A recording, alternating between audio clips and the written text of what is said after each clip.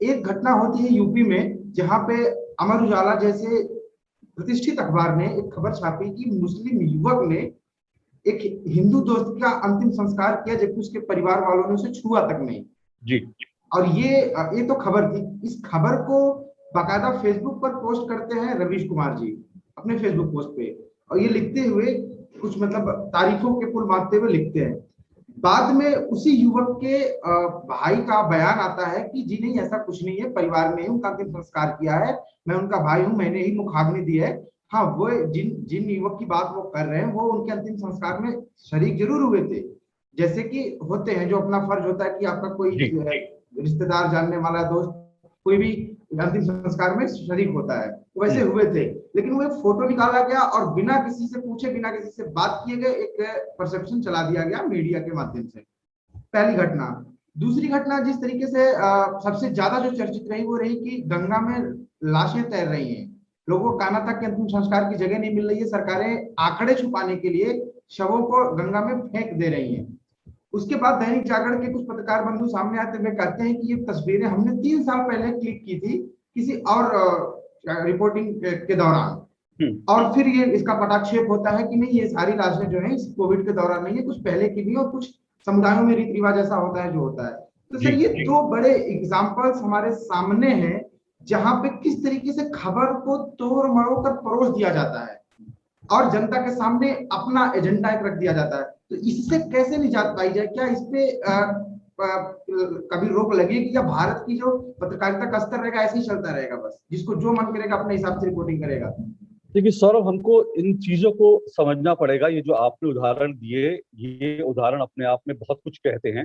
लेकिन दिक्कत ये है कि ऐसे ऐसे आपने दो उदाहरण कहे, ऐसे दर्जनों उदाहरण जो है इस वक्त दिए जा सकते हैं कि कोरोना काल में किस तरह से फेक न्यूज फैलाई गई। जो आप खबर कह रहे हैं कि मीडिया ने खबर दिखाई कि एक व्यक्ति मर गया कोरोना से, और उसके मुस्लिम जो परिवार में मुस्लिम उसके जो जानकार थे उन्होंने उसका अंतिम दाह संस्कार किया। ये खबर तो थी, ये तो दरअसल एजेंडा था। क्योंकि एजेंडा अगर नहीं दिखाएंगे तो इनकी रोजी रोटी कैसे चलेगी? ये जो एजेंडाधारी हमारे यहाँ पत्रकार है, उनकी रोजी रोटी शायद एजेंडा चलाने से चलती है। तो ये तो उनका एजेंडा था। क्योंकि आप सोचिए कि उस व्यक्ति की जिसकी मृत्यु हुई थी, उसके परिवार के लोग उसके अंतिम संस्कार में शामिल थे। लेकिन जब उस व्यक्ति के जानने वाले, जिन्होंने अखबार में, टेलीविजन पर, जो करीब 200 400 500 किलोमीटर दूर बैठे होंगे, उन्होंने देखा होगा, उन्होंने कहा होगा, अरे कैसा परिवार है, हमें हमें तो शर्म आती है, हम ऐसे परिवार को जानते हैं जिन्होंने अपने परिवार के व्यक्ति का अंतिम संस्कार नहीं किया। तो मीडिया ने कैसे उसके परिवार के अंदर किस तरह से नफरत फैलाने का काम किया, ये आप सोचिए, और किस तरह से एजेंडा चलाने का काम किया, ये सोचिए। इसी तरह से अरुंधति रॉय जैसी, जिनको बड़े इंटरनेशनल अवार्ड मिले हैं भारत में, जिनको कुछ लोग जो है बहुत बड़ा उनको एक्टिविस्ट, पत्रकार, पता नहीं क्या क्या मानते हैं, उन अरुंधति रॉय ने जो है ट्वीट किया, लेख लिखा कि कोरोना काल में भारत को लेकर के भारत में जो है वो जो है मुसलमानों के साथ भेदभाव किया जा रहा है। और अरुंधति रॉय अकेली नहीं है। आपको याद होगा, जब कोरोना की कुछ समय पहले, कोरोना की जब पहली लहर का हम सामना कर रहे थे, उस वक्त जो है, मुझे अखबार का नाम याद नहीं, लेकिन शायद इंडियन एक्सप्रेस अखबार था या कौन सा अखबार था, इंडियन एक्सप्रेस ने भी और शायद कुछ अखबारों ने भी इस तरह की खबर छापी थी कि अहमदाबाद के एक हॉस्पिटल में मुसलमानों और हिंदुओं का अलग अलग वार्ड है। अब आप सोचिए, इतनी बेतुकी, पूरी तरह से झूठी खबर थी। इस तरह की एजेंडा जो चलाते हैं ये लोग कौन है और किस तरह का है? लेकिन अब ये देखिए, इनका एजेंडा बहुत बड़ा है। अभी अभी इसी एजेंडा को मैं कल से जोड़ दूं, कल ही रात मैं स्टडी कर रहा था, मैं ऐसी रात को बैठा था, मैंने तमाम ट्विटर पे जो है फॉलो करना शुरू किया, मैंने देखना शुरू किया। अभी आपको मालूम है, दिल्ली में एक बच्ची के साथ जो पानी पीने एक मस्जिद के अंदर गई थी, उस बच्ची के साथ जो है एक मौलवी ने बलात्कार किया। ये मामला जो है इस वक्त बड़ा सुर्खियों में है। मैं जस्ट ऐसी देखने लगा कि ये खबर किस किस ने चलाई, क्योंकि आपको याद होगा कि जब एक खबर चलाई थी तमाम मीडिया ने कि डासना के एक मंदिर में एक बच्चा जो है पानी पीने गया और वहां पर पुजारी ने उसकी पिटाई कर दी। वो कितना बड़ा एजेंडा बन गया था। लेकिन उसके पीछे क्या कहानियां थी वो तो एक अलग बात है, क्योंकि बाहर प्याऊ लगा था, उसके बाद बच्चा अंदर गया, उसको लेकर तमाम तरह के सवाल है। लेकिन वो भी छोड़ दीजिए, एक बच्चा पानी पीने जाता है, उसकी पिटाई हो जाती है एक तरफ, लेकिन एक बच्ची पानी पीने जाती है और उसके साथ बलात्कार हो जाता है। दोनों घटनाओं का अगर आप तुलना करेंगे, तो पिटाई जिस बच्चे के साथ हुई, वो बच्चा तो शायद 2 साल में, 3 साल में, 4 साल में उस पिटाई की बात को भूल जाएगा। एक हफ्ते में उसके जख्म जो है वो भर जाएंगे। अगर उसको उसको ज्यादा चोट लगी होगी। लेकिन जिस बच्ची के साथ मौलवी ने बलात्कार किया मस्जिद के अंदर, क्या वो बच्ची जो है कभी जिंदगी में मस्जिद के अंदर जा पाएगी? क्या वो बच्ची जो है उसके जिंदगी भर उसके जख्म जो है, सिर्फ बच्ची नहीं, उस बच्ची के परिवार का सोचिए, उस बच्ची के परिवार का के ऊपर कितने गहरे जख्म जो है इस घटना से लगे होंगे।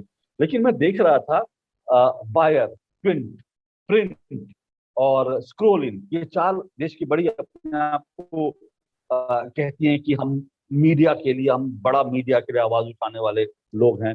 इन चारों का मैं जस्ट आकलन करने लगा, 30 तारीख से 31 तारीख से लेकर, हाँ 31 तारीख से लेकर 2 जून तक, जिस बीच ये घटना घटी 2 जून की रात तक, इन सब 4 वेबसाइट्स ने कुल मिलाकर के अगर आप देखेंगे तो लगभग 900 खबरों के ट्वीट रीट्वीट किए, 900 खबरों के, इन चारों ने मिलकर। लेकिन इन चारों वेबसाइट पर आपको बच्ची से मस्जिद में बलात्कार की खबर जो है, एक tweet, not even single tweet, not even single news, इन लोगों ने इसको खबर कवर किया। तो क्या ये मीडिया, क्या ये पत्रकार हैं? क्या ये खबरें दिखाते हैं? नहीं, ये एजेंडा चला रहे हैं। और दूसरी बात, आपने एक देश के एक महान पत्रकार का जिक्र किया, रवीश जी का आपने नाम लिया। देश के बहुत महान पत्रकारों को बहुत बड़े बड़े अवार्ड मिले।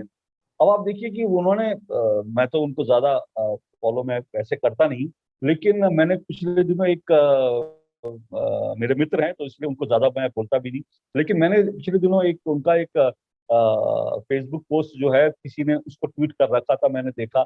उसके नीचे जो है, उस ट्वीट के नीचे लिखा था, कोई सबके आ जाता है कि आप कौन सा फोन यूज कर रहे हैं, कौन सा तो उसके नीचे लिखा था जियो।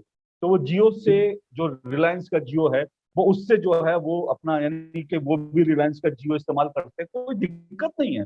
रिलायंस का जियो, रिलायंस एक भारत की कंपनी है, उसका जियो आप इस्तेमाल करें तो कोई दिक्कत नहीं है। लेकिन आप इसी रिलायंस को दिन भर गाली देते हैं कि इन्होंने तो लूट लिया, देखो रिलायंस आ गया, इसने ये करा। इसी तरह से दिल्ली के मुख्यमंत्री जी को ले लीजिए, जब तक गाली देना हो तो रिलायंस है, अडानी अंबानी है, लेकिन जब ऑक्सीजन मांगनी होगी तो रिलायंस के सामने हाथ फैलाएंगे, अंबानी अडानी के सामने हाथ फैलाएंगे। तो ये जो डबल स्टैंडर्ड है ना, ये बहुत है। लेकिन जैसे आपने कहा ना कि इसका क्या होगा, मीडिया के स्तर का क्या होगा, ये विषय मेरे आज ही, मैं इस विषय पर बहुत गंभीरता से सोच रहा था, किस तरह की जो एजेंडा चलता रहेगा, क्या होगा। तो जैसे मैंने आपको बताया, इन चारों वेबसाइट ने मौलवी के बलात्कार की खबर, एक खबर नहीं चलाई, तो मैं सोच रहा था। लेकिन साथ साथ हमें ये भी नहीं भूलना चाहिए, आज ही एक और बड़ी खबर आई, वो ये कि विनोद दुआ जो है, विनोद दुआ साहब, उनके ऊपर जो मामला था वो कोर्ट में गया और कोर्ट ने कहा कि उनके ऊपर ये चार्जेस लगाए गए थे कि वो लोगों को, उन्होंने भड़काने के लिए पत्रकारिता, मीडिया का इस्तेमाल किया, अपने प्लेटफॉर्म का इस्तेमाल किया। कोर्ट ने उनको कहा विनोद दुआ बिल्कुल निर्दोष हैं। तो देखिए, और जब इस तरह की खबरें आती है ना, फेक न्यूज आती है, जब मैंने भी ये डाली खबर, जब मैंने कल रात को ट्वीट किया कि इन चारों वेबसाइट ने, ट्विन, प्रिंट, स्क्रोल इन और वायर ने मौलवी से बलात्कार की एक भी खबर नहीं डाली, तो उसके जवाब में लोग लिख रहे थे सरकार क्यों नहीं करती, सरकार इन मीडिया उनको क्यों नहीं करती। जब हम कभी फेक न्यूज, इनकी कोई फेक न्यूज हम पकड़ते हैं, ट्वीट करते हैं, तो लोग लिखते हैं कि इनको उठा के सरकार क्यों नहीं इनके खिलाफ कार्रवाई करती। तो देखिए, सरकार इनके खिलाफ कोई कार्रवाई नहीं कर सकती। अगर करेगी तो उसका हल वही होगा, क्योंकि अदालतों में मामला जाएगा, अदालतों में जो है, क्योंकि हमारे यहाँ मीडिया को जिस तरह के रसूख हासिल है, हमारे यहाँ जिस तरह की आजाद मीडिया ख्यालात की बात होती है और होनी भी चाहिए, तो इसलिए मीडिया इसमें कुछ नहीं कर पाएगा। लेकिन इसको लेकर हमको